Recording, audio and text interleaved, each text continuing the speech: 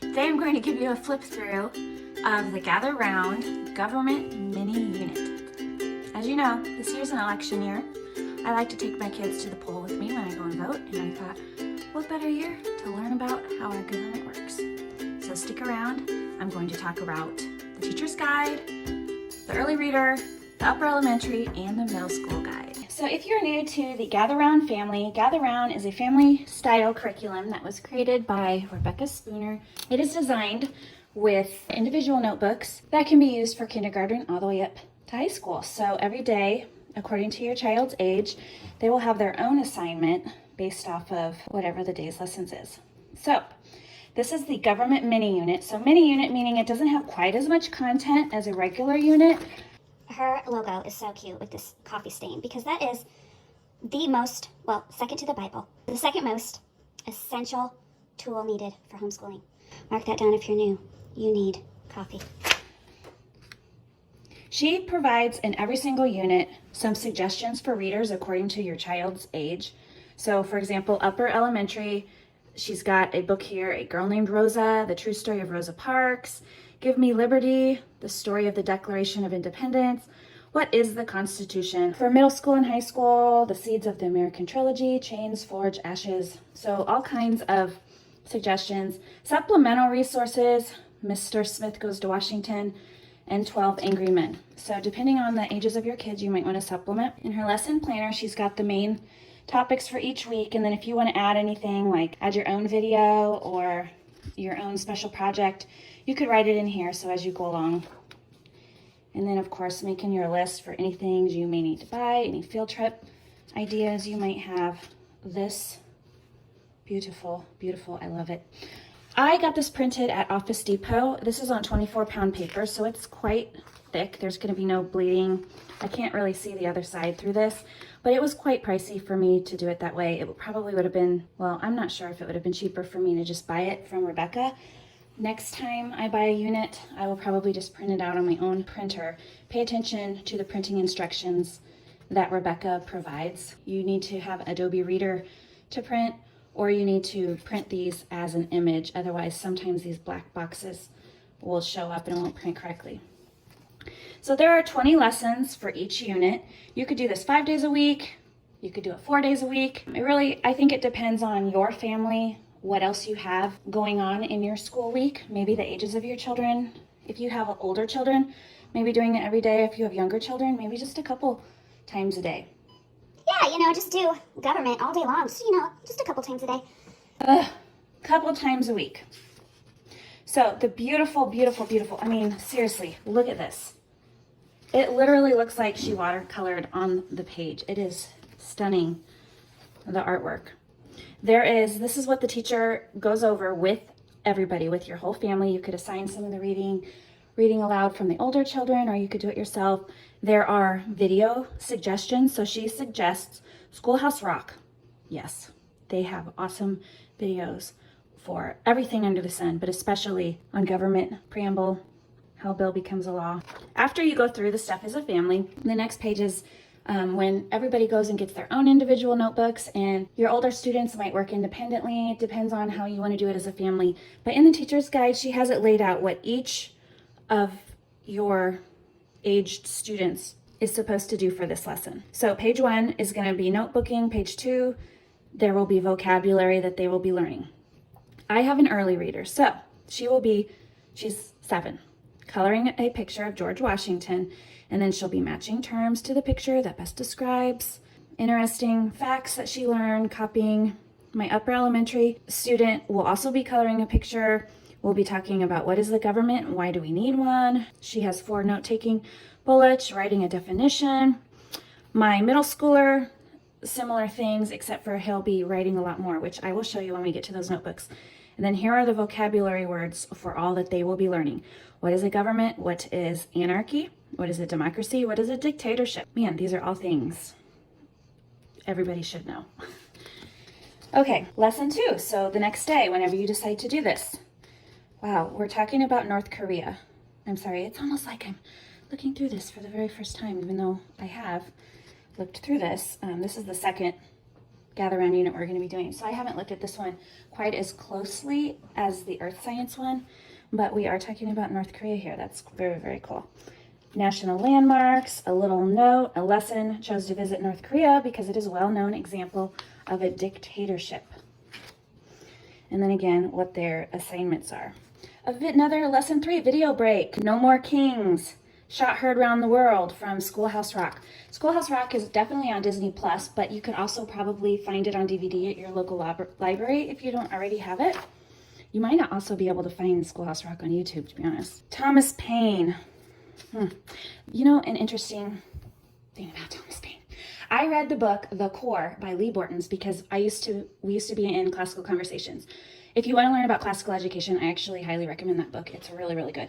But in one of the early chapters, she talks about Thomas Paine and his book, Common Sense. One of the things about the earlier Americans at that time is they were very, very well read. That's one of the reasons why they were just very informed. They were readers, okay? This Common Sense that he wrote was written for a 17-year-old's reading level, okay? Think about this. Late 1700s, a 17-year-old was able to read this and understand this. I'm telling you, if you go read a snippet of it, it shows you how illiterate we are as a society.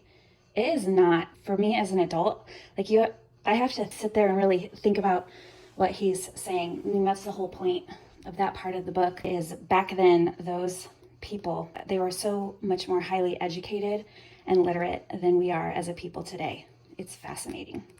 Sorry for the little rabbit trail, but I don't know if in this unit, Rebecca does allow for rabbit trails in some of her units, but that's part of the beauty of homeschooling is you can rabbit trail whenever you want. You can dig deep as far as you want to go. So that's what we do. 13 original colonies, some real life pictures, probably a reenactment, obviously a reenactment. That picture is not 200 some years old. So just learning about the Constitution, the Connecticut Compromise, 3/5 Compromise, Electoral College. Something else that many, many people do not understand today about our Electoral College. Now, I will note one thing. Rebecca is a Canadian. So I find this a little interesting that she is a Canadian, wrote a mini unit about our American government. So I really look forward to going through this and just kind of double checking to see if she knows what she's talking about, if she did her research. So that'll be fun for me to just kind of check and verify and make sure. But I did take a civics class when I was in junior high and high school, so I think I know all these things.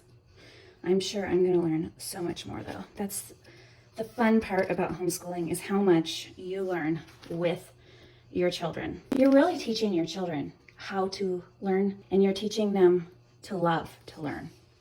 You're modeling for them, really. Beautiful artwork. There's a little prayer in this day 7, the outline of the Bill of Rights, Lincoln Memorial, amendments. What's an amendment? Reconstruction amendments, voting amendments. So the history of racism and the civil rights movement. Man, is this valid right now? What does the Bible say? It's valid every day, but it just seems like this is so needed right now for so many people to really understand and appreciate how our country was founded and the genius behind how our country was founded, and that this needs to be preserved. That's what our founding fathers actually said. Okay, here, we've handed it to you. Now you have to keep it. The White House. I know there's several books. What is the White House? There's several. What is the Statue of Liberty? Those would be really interesting to assign to your children to read or to do as a read aloud. Activity break. Play a little game as a family. Have each person call out a different person to see if they qualify to be president. It can be silly choices like a cartoon character, or fun choices like a celebrity, or more serious choices of known politicians. Do a little research to see if they reach the age, citizenship, and residence requirements to be president. So they have to be 35 years old, they have to be a natural-born citizen, and the residence requirements. I'm assuming that their primary residence has to be the United States. That makes sense. Impeachment process. How does impeachment work? Who was impeached? Oh my goodness. Donald J. Trump, the most recent impeachment, he was not impeached. I know he went through an impeachment process. They tried to impeach him, but he was not impeached. This was done before that, though. before that final decision. So this will be really awesome to go through. In fact, I have it scheduled to start with my kids either the end of September, early October. That way we'll either be mostly done, we'll at least be through lesson 15, so that when we go to the polls, they will have a better understanding. My oldest, he's 13, ever since he was in 3rd grade, the last election that we had, he actually watched debates with us. It was so awesome. He has such mature interests. He will watch the news with us. He watched debates. We went to a couple presidential primary candidate rallies. I took all my kids. That was our very first year homeschooling. So they have seen some of this in action, but it's also fun to just take them to the polls and show them how I fill in the little circle. And they usually know what's going on. They will talk to their family members with some intelligence about some of the politics going on today. So here is in lesson 19, another activity break. This lesson is intentionally left a little shorter so that as a family you can discuss your specific state and local government. You can research the structures of your state and local government and your elected officials at each level of government. So that'll be really cool because I've never really studied my own state. I know that sometimes I wish I didn't live in this state. What is the best state to live in this country, do you think? Leave your comment below. If you could move to any state in the U.S., which state would you move to? I'd be curious. Where do homeschoolers want to move to? I know where I want to move to. I would love to move to Tennessee. In a timeline, answer key, some flashcards about some of our founding fathers, and some references for each lesson. So that is the teacher's guide. Love the back of this. Okay, now I'm gonna go to the middle school because that was the one that was on top. So this is for my oldest.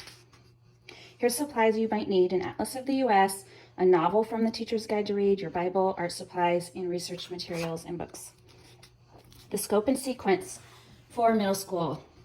So there's Bible and art and some language arts, but it's mostly social studies and history that's going to be covered here. So like I said before, no science. So we'll be talking about types of governments, legislative branches, the executive branch, etc., president roles, founding fathers, U.S. landmarks. There's going to be writing, vocabulary, reading, drawing, making a poster, and lots of scripture. So a book report. So I'll be signing my son a book, do a book or two, some book reports.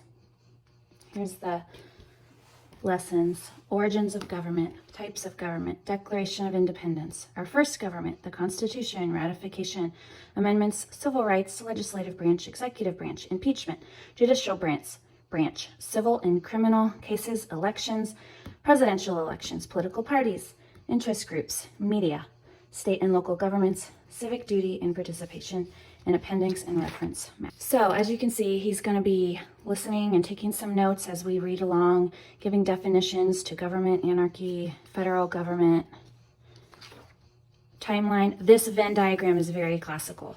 So in a Venn diagram, you write down what are some things that would only go under an indirect democracy, what are things that make up a republic, and then what are things that they have in common.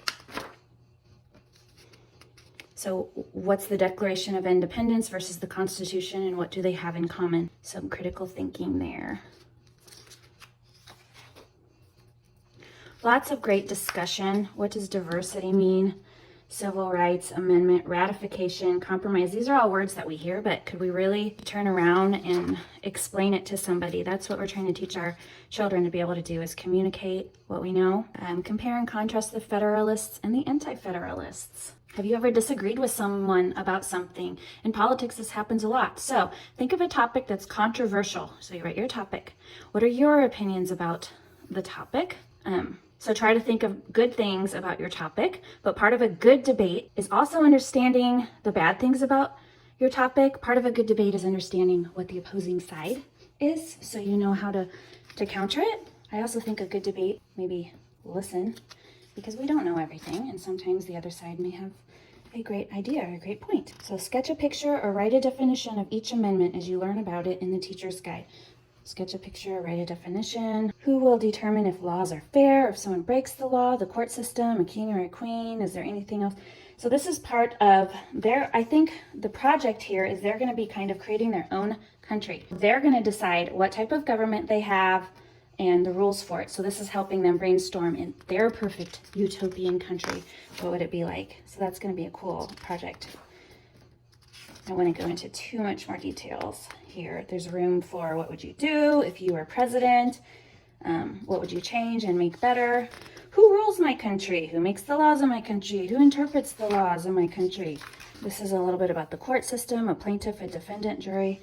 What is the burden of proof? Really, really interesting things to think about and go over with your students. Again, this national powers, state powers. So what's different and what's similar? Those are things that some people don't always understand, that the federal government is actually supposed to be more limited. The states' rights are very important. Okay. Let's look at the upper elementary. So upper elementary, 4th through 6th grade. Again, a reading log, lots of book. I know, this must be a really avid reader for 20 lessons, 20 days. 1, 2, 3, 4, and 12. Wow. A book a day, huh, Rebecca? Okay, those aren't going to be very long books. This is fun. My girls love to color, so that'll be fun to make every state different. So this is, again, 4th through 6th grade, so still some note-taking, but also some fill in the space, fill in the blank. Looks similar to the middle school one so far. Here's the country they'll create. What's their capital city? This one actually looks very similar to my son's. Maybe a little bit more fill in the blank, some pictures here. In the middle school one, you'll remember they were supposed to draw the picture of each right in a definition, but here Rebecca's already provided the pictures to help them.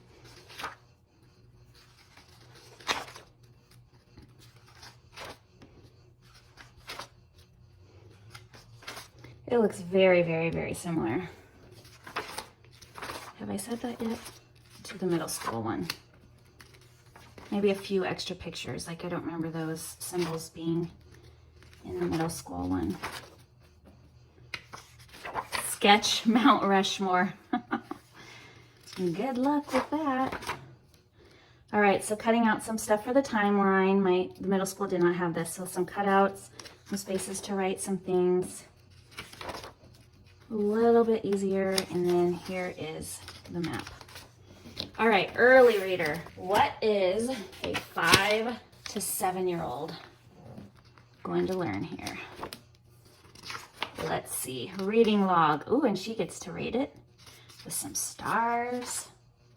20 books, so reading a book a day. So she'll just be drawing some lines. Which one represents the forge theory versus the divine right theory? Some copy. Tell your teacher to write something you learned today, and then she'll copy it down here. Just draw some lines to the definition. So this one will definitely need some help to read to her. I'm assuming this is going to be cutting out pictures again and putting them in there. But it's still something. She can follow along. She can do whatever she wants. Since I ordered a digital copy, well, I don't remember how much this cost me to print at Office Depot. But if I were to print it on myself, I don't know, maybe $5 to print this for her just to see. My youngest daughter is very sharp and she likes to do stuff. She likes to do school and she likes to hang out with her brother and sister. So if she doesn't do this and follow along, it's no big deal. So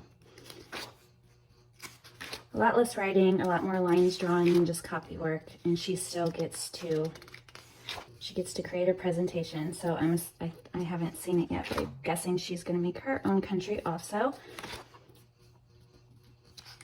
And there's where you cut it out and glue it. Again, give this video a thumbs up if you enjoyed it, and I'll see you next time.